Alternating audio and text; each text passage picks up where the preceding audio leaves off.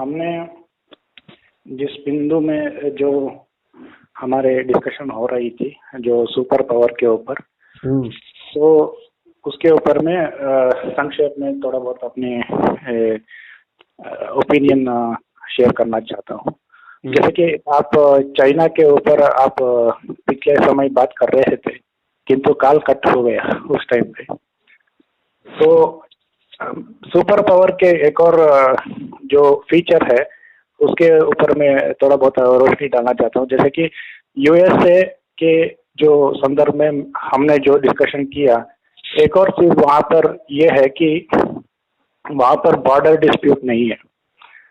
USA के जो आसपास के जो कंट्रीज हैं उसके संदर्भ में कोई उनके मतभेद नहीं है, बॉर्डर डिस्प्यूट नहीं है, और यूएसए ही उन सब की निगरानी रख रहा है टेक्नोलॉजी के सुपीरियरिटी के द्वारा। और दूसरी एक और चीज ये भी है कि नॉर्थ अमेरिका बहुत दूर है हमारे जो एशिया कॉन्टिनेंट के संदर्भ में। जो कोई भी देश अमेरिका के ऊपर अगर कोई युद्ध छेड़ना चाहेगा तो बहुत दूर सेना को ले जाना पड़ेगा। उनके मुख्य जो मेन लैंड है वहाँ पर युद्ध करने के लिए। तो इस परिस्थिति में भी यूएसए सुरक्षित है अपने आप को। और तीसरी मुख्य ये भी एक फीचर है कि वहाँ पे इस्लामिक जो कंट्रीज है वो उस तरीके से उनकी चुनौती नहीं है, और चाइना भी उस तरीके से का एक कंपटीशन वाला कंट्री भी नहीं है। तो आप कंटिन्यू कर रहे थे, कुछ कहेंगे इसमें? आप कहा लीजिए पूरी बात, फिर करता हूँ। हाँ जी। तो हमें इस चीज को एक और दृष्टिकोण से हमें देखना पड़ेगा। हर एक राष्ट्र की अपनी एक पर्सनालिटी होती है। हमारे जो राष्ट्र की प्राणी है वो टाइगर है, किंतु हमारी असली पर्सनालिटी जो है वो एक गाय की तरह है, एक गौ की तरह है। इसलिए हम गौ माता को ज्यादा महत्व देते हैं।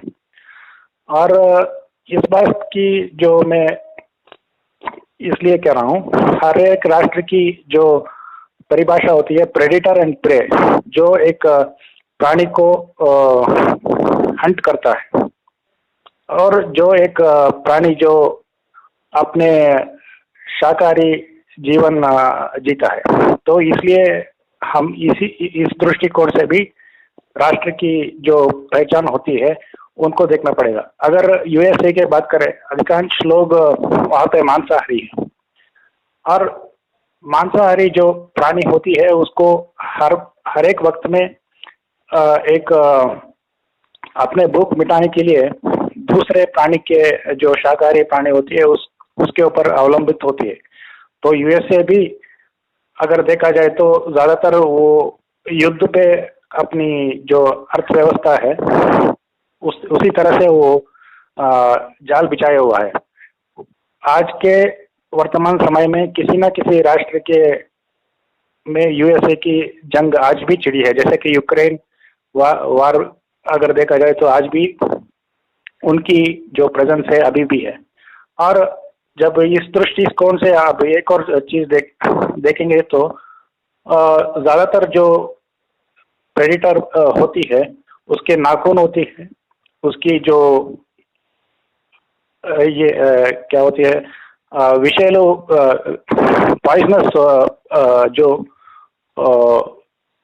उत्पत्ति होती है, उससे वो संसाधन से वो दूसरे प्राणी को वो अपने शिकार बना के अपनी जीविका कंप्लीट करती है। कहने का मतलब ये है कि अगर हम इंसान को भी अगर देखा जाए तो जो मांसाहारी व्यक्ति होता है वो भी किसी न किसी इसी तरीके से उनकी स्वभाव वो अग्रेसिव होता है, वो उसके अंदर करुणा भाव बहुत कम होता है। हमारे देश में अगर देखा जाए तो इतिहास के दृष्टिकोण से ही हमने किसी राष्ट्र की जो संपत्ति है हमने ज्यादातर नहीं लूटा अगर देखा जाए तो। और दूसरी कारण ये भी है कि हमारे राष्ट्र के अंदर ही बहुत सारे प्राकृतिक संसाधन हैं। हमें दूसरे राष्ट्र के आक्रमण करके अपने जो संसाधन है बढ़ाने की आवश्यकता नहीं थी। अगर एक और इसके जो एग्जाम्पल है, आप अफ्रीका को इसके एग्जाम्पल में पूछ सकते हैं। अफ्रीका देश भी मांसाहारी है, किंतु अफ्रीका देश के संदर्भ में अफ्रीका एक जो है उनके अंदर नेचुरल रिसोर्सेस बहुत ज़्यादा है और वो आदिवासी है।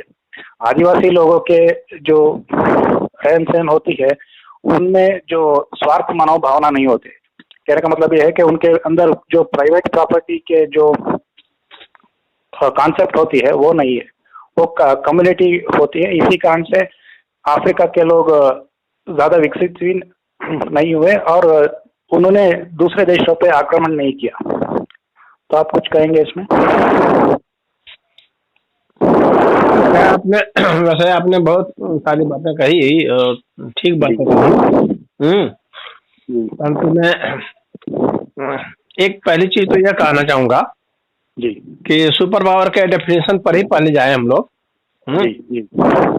तो सुपर पावर क्या है? जो दूसरे का शोषण करता है, क्या वह सुपर पावर है? दूसरे को सताता है, बर्बाद करता है, जी, अपना आधिपत्य स्थापित करता है, जी जी, यह विध्वंसक सुपर पावर हुआ।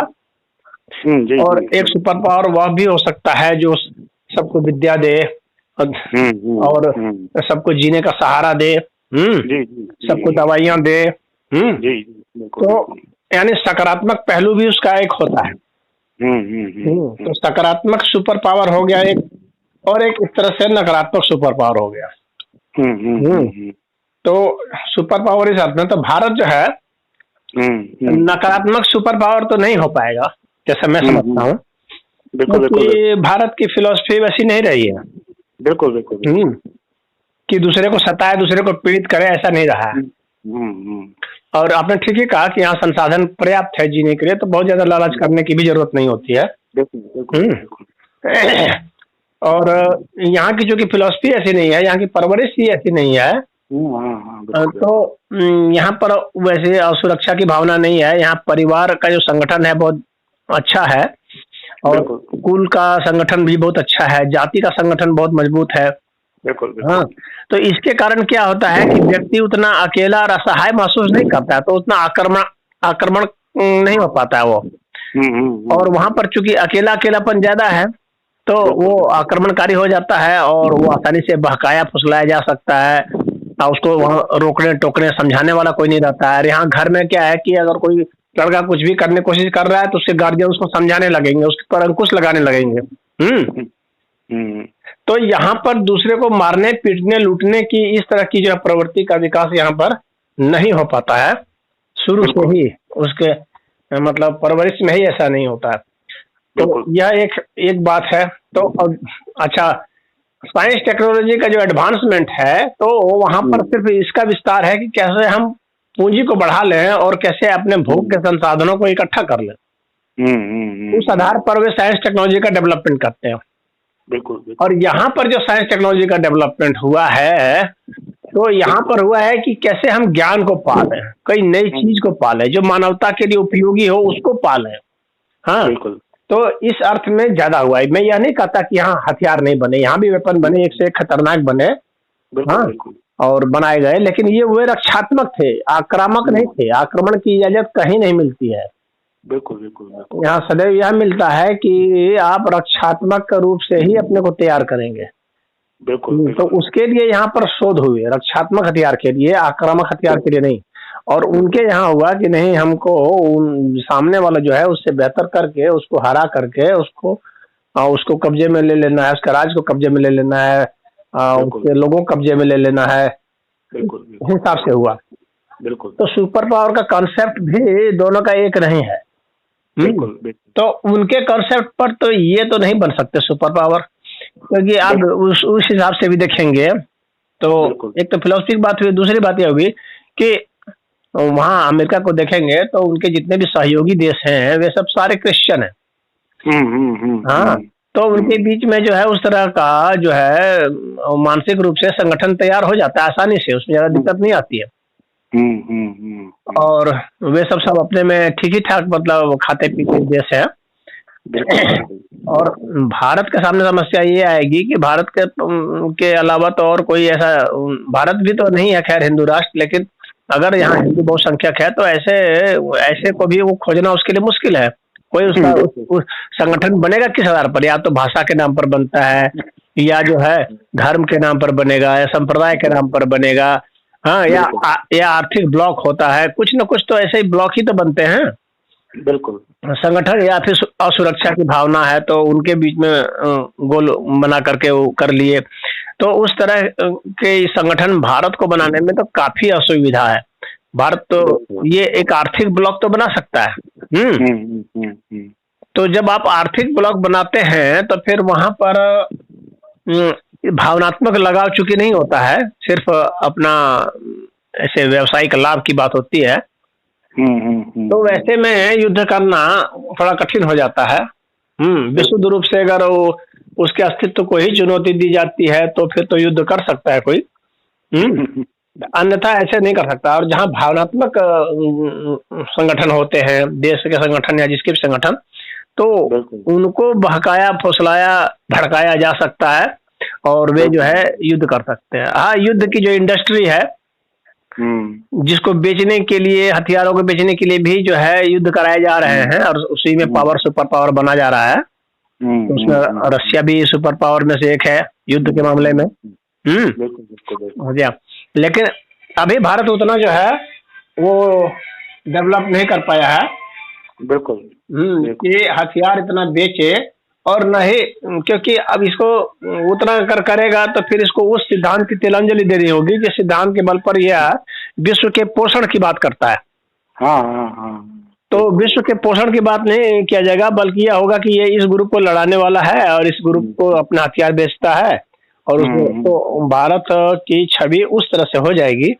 तो जैसे मोदी जी वो कई हथियार बेच रहे हैं, तो इससे हम समझते हैं कि छवि तो भारत की खराब हो ही रही है। वो जितना भी ये कहते हैं कि भारत की जो नैसर्गिक छवि है डिफेंस वाली, बिल्कुल वो खराब हो रही है। वो तो ऑफेंस वाली छवि हो गई, मान लीजिए उन्हीं के तर्ज पर उन्हीं के स्टाइल पर जो है आप चल रहे हैं। तो ठीक है, हथियार बेच सकते हैं, कमा सकते हैं, लड़ा सकते हैं, तो वह होगा। लेकिन भारत की वह जो छवि थी जिसमें कि पालन पोषण की जिम्मेवारी थी, ज्ञान प्रदान करने की जिम्मेवारी थी, स्वास्थ्य प्रदान करने की जिम्मेवारी थी, उस जिम्मेवारी से निश्चित ही जो है हम भटक जाएंगे। वह तो निश्चित ही हो जाएगा।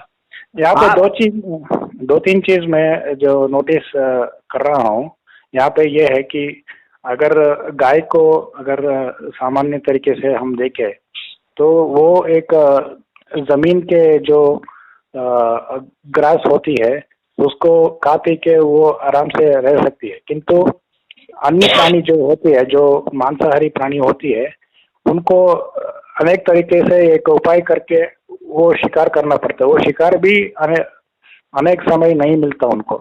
अगर शिकार नहीं मिला तो वो भूखे रह जाएंगे। कहने का मतलब है, अगर देखा जाए तो जो अगर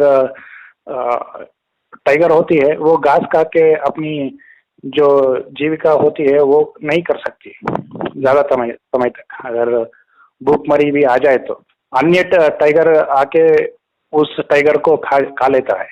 और दूसरी कहने का मतलब इतना है कि जो मांस खाने वाले हैं ना, बिल्कुल उनके लिए मांस की कमी पड़ जाती है, निश्चित ही पड़ जाएगी, क्योंकि मांस सदैव कम होगा, वनस्पति सदैव ज्यादा होगी। बिल्कुल। हाँ, तो वनस्पतियां तो हर जगह उगी हुई है पूरे पृथ्वी पर लगभग।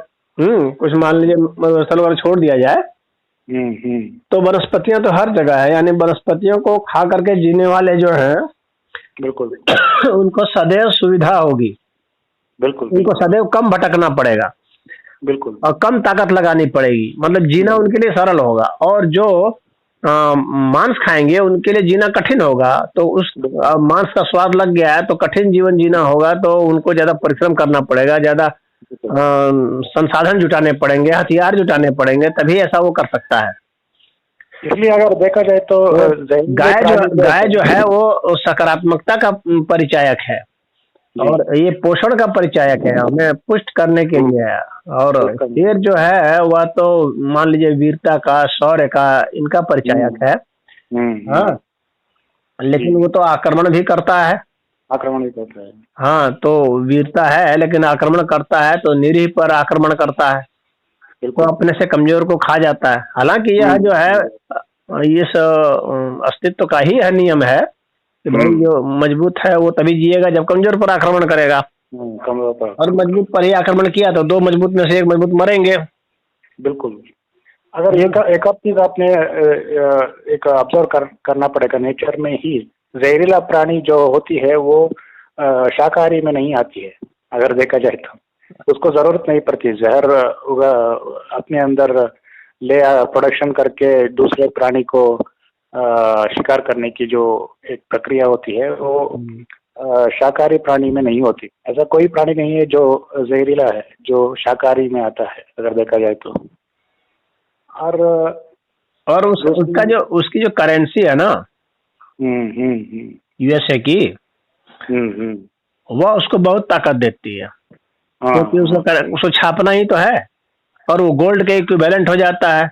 हाँ, अब उसको खाली छापना है, छाप छाप करके सबको बेचना है उसी हुँ, को। हुँ। और वो गोल्ड के उसके हिसाब से वैल्यू पर बेच रहे हैं हुँ, हुँ, कागज को। हुँ, हुँ। हाँ, तो उस करेंसी के कारण ही जो है ना, बिना मेहनत किए भी अमेरिका अमीर बना रहता है। और बिल्कुल, जब बिल्कुल। जब पैसा इस तरह से फालतू आता है ना, तो फालतू बहाने की भी इसकी स्कीम बनती है, दूसरों को सताने की, धमकाने की। हाँ, बिल्कुल। जिनके पास फालतू पैसा होता है वही ना मुकदमा लड़ता है, परेशान और करता है। अगर एक और चीज़ आपने एक नेचर में ही देखा होगा, हम्म। शाकाहारी प्राणी बहुत ज़्यादा होती है, हाँ। मांसाहारी प्राणी कम होती है। हाँ, तो अगर शेर एक जंगल में जो होती है 10-15 हो सकती है, किंतु हिरण की पॉपुलेशन जो होती है हम्म। वो बहुत ज़्यादा होती है। वो हाँ, 100-200-300 होती है।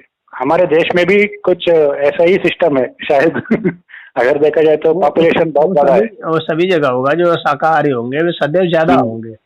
बिल्कुल, बिल्कुल। मांसाहारी से ज़्यादा सदैव ज्यादा होंगे। अगर शाकाहारी कम हो गए, मांसाहारी ज्यादा हो गए, तो शाकाहारी का अस्तित्व ही मिट जाएगा, हुँ, क्योंकि हुँ, हुँ, मांसाहारी तो उस शाकाहारी को भी खा जाएगा। और हुँ, फिर हुँ, इसके कारण फिर मांसाहारी का भी अस्तित्व मिट जाएगा। क्यों? क्योंकि वह जो है वो शाक तो खा नहीं सकता। हुँ, हुँ, हुँ, मांस इसको हुँ। खाना है और मांस मिलेगा नहीं, सब जितने खाने वाले शाकाहारी सबको खा गया वो, तो अंत में वो भी मर जाएगा। हाँ, वो भी बढ़ जाएगा। हाँ। तो भगवान ने ही इस सिस्टम को बनाया है इस तरीके से, अगर देखा जाए तो अस्तित्व के अंदर ही हर प्राणी के जो पालन पोषण के लिए अनेक व्यवस्था बनाई है भगवान ने। तो इस हिसाब से ही हमको हर एक राष्ट्र की अपनी एक नेचर होती है। हाँ, हम उसको दोष भी नहीं दे सकते क्योंकि यूरोप हर में एक व्यक्ति का भी अपना नेचर होता है, हर एक हुँ, मतलब कुल वंश का, जाति का, धर्म का, हुँ, सब हुँ, हुँ। राष्ट्र का, सबका अपना बिल्कुल, एक बेसिक नेचर होता है, बिल्कुल, बिल्कुल, और बिल्कुल, उसके बिल्कुल। हिसाब से ही वो एक्ट करता है।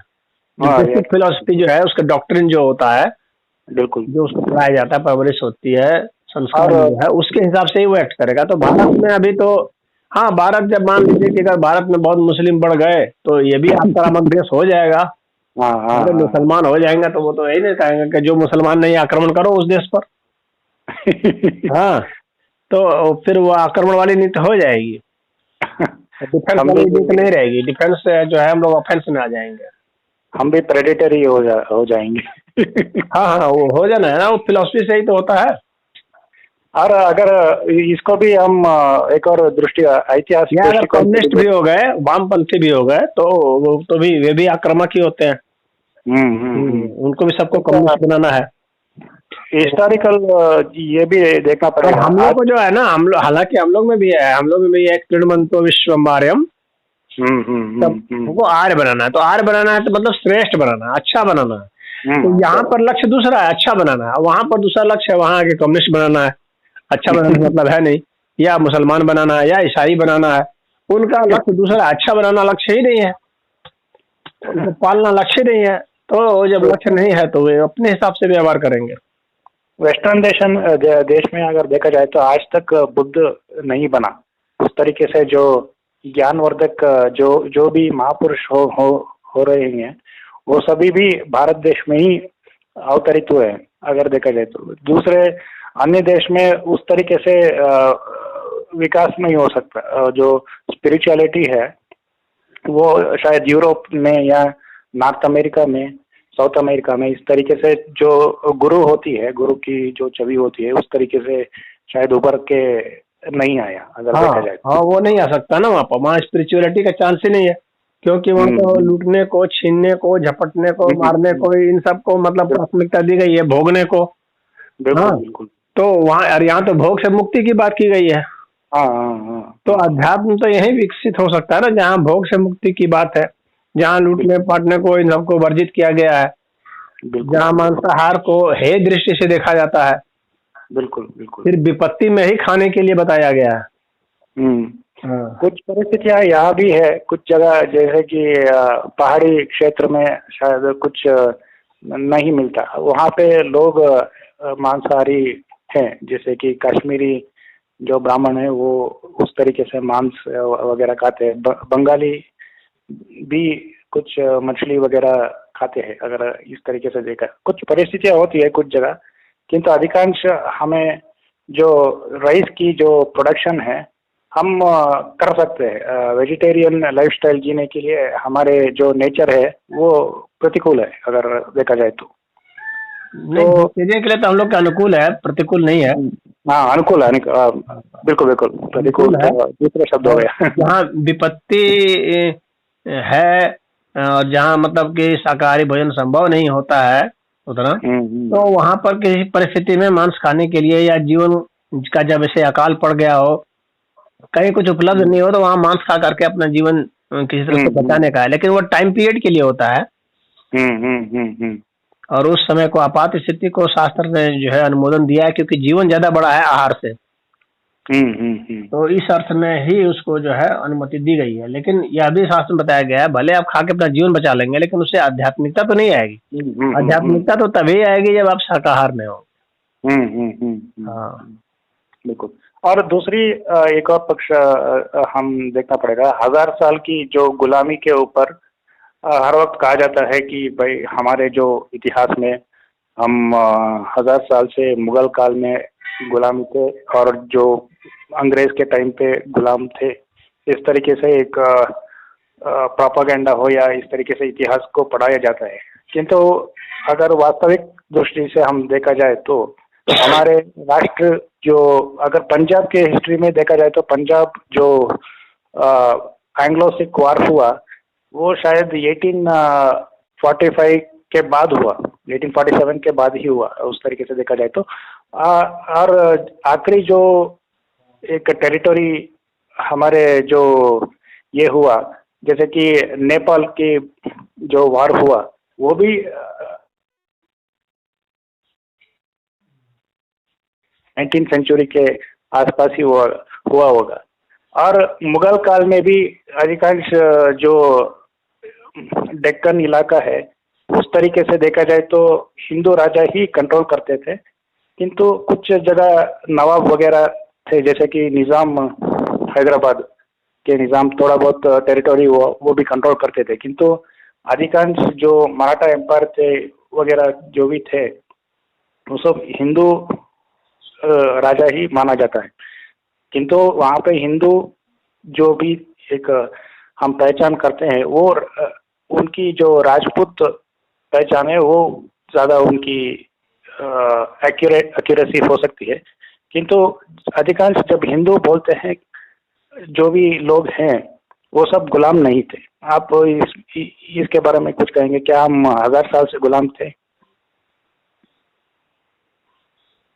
ये तो प्रोपेगेंडा फैलाया गया है कि इतने 1000 वर्ष से गुलाम थे।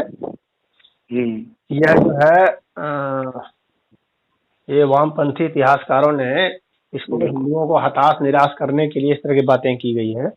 बिल्कुल बिल्कुल। कि जब यहाँ मुस्लिम ही जब शासक आए तो वह पूरा का पूरा देश को नहीं वो कर पाए, किसी भी मुस्लिम शासक के अधीन में पूरा देश नहीं रहा। बिल्कुल। तो पहली बात तो यह है जो धरातल की सच्चाई है। अब इसके बाद आती है बात अंग्रेजों की। तो अंग्रेजों के समय अवश्य ही भारत कुछ समय तक ऐसा रहा जिसमें कि अंग्रेज का ही सब नियम कानून चल रहा था, लेकिन कुछ ही समय रहा। उसके बाद फिर यहाँ भी भारत में विरोध होता रहा, तो वे लोग भी कुछ संविधान वगैरह ले आए, और यहाँ के लोगों को भी वोट वगैरह का इस सब का भी चलन हुआ। तो यह तो होता रहा, और जिसमें उनका पूरा शासन भी था, उसमें भी यहाँ भी जमींदार वगैरह थे, छोटे छोटे रजवाड़े थे जो उनके अधीन जी रहे थे, अंग्रेजों के अधीन। हालांकि अंग्रेजों की ही चलती थी, लेकिन जो है इंटरनल अफेयर्स जितना था, तो उसमें तो सब वहाँ के राजे रजवाड़े ही जो होते थे वे ही सब डील करते थे। यानी 100% तो बिल्कुल उनके समय में भी नहीं रहा, अंग्रेजों के समय में भी। तो और वास्तविक जो दास्ता होती है ना, वह तो मानसिक दास्ता होती है। मानसिक दास्ता होती है। तो मानसिक दास्ता यहाँ भारत के लोगों ने अपने संस्कार नहीं छोड़े। हाँ, इसीलिए आज भारत में बहुसंख्यक अभी भी हिंदू है, बिल्कुल, उस समय भी नहीं छोड़े। थोड़े बहुत लोग मान लीजिए छोड़े हैं, तो वे बन गए हैं ईसाई, और कुछ लोग जो है मुसलमान बन गए हैं। तो जितने बन गए हैं उन लोगों ने मान लीजिए कि छोड़ दिए हैं। तो उतने लोगों के बारे में कहा जा सकता है कि वे लोग जो है गुलाम हुए। सभी को गुलाम कैसे कहा जाएगा, जब इतने सबको गुलाम तो तब कहते जब सारा का सारा जो है कन्वर्जन हो जाता। सारा का सारा कन्वर्जन नहीं हुआ तो हम नहीं कह सकते कि सारे गुलाम थे। न पॉलिटिकली थे और न ही इकोनॉमिकली भी नहीं थे, क्योंकि यहाँ खुद ही उत्पादन होता था। वे लोग तो खुद ही जोग थे, खुद ही यहाँ के बल पर जी रहे थे सब, अंग्रेज सब। हाँ, यहाँ के बल पर जी रहे थे और यहाँ को नष्ट भी कर रहे थे और यहाँ के बल पर जी भी रहे थे। बिल्कुल बिल्कुल। तो यहाँ आर्थिक रूप से भी भारत शुरू से ही स्वावलंबी रहा है और हर दृष्टि से रहा है, लेकिन सकारात्मक रहा है। तो नेगेटिव फोर्सेस जो हैं कभी कभी हावी होते हैं, इसमें कोई दो राय नहीं है, क्योंकि जीवन के साथ साथ मृत्यु भी है। बिल्कुल बिल्कुल। हाँ, परंतु कितने भी मृत्यु हो, जीवन जो है उसमें से खिल उठता है, यही जो है बात है। जीवन फिर भी उभर जाता है। बिल्कुल। तो भारत उस तरह से उभरता रहा है रहा करके। और भारत की जो मृत्यु अगर हो जाए ना तो पूरे विश्व की ही मृत्यु आप समझ लें, फिर कोई उबारने वाला नहीं है। नहीं, अगर भारत की मृत्यु हो जाए किसी कारणवश तो विश्व को मरना पड़ेगा, मनुष्य जाति को मरना पड़ेगा, क्योंकि फिर जो है पोषक तत्व तो नहीं रह जाएंगे। हाँ, फिर जो है पूरे मानव जाति आत्महत्या के दौर पर चल पड़ेगी और सब आपस में लड़ कर मरेंगे। हाँ, तो एकमात्र आशा जो है यही है कि भारत मरे नहीं, बिल्कुल तो सबको जिंदा रखेगा। और यही सुपर पावर की वास्तविक निशानी है। जी जी। तो एक और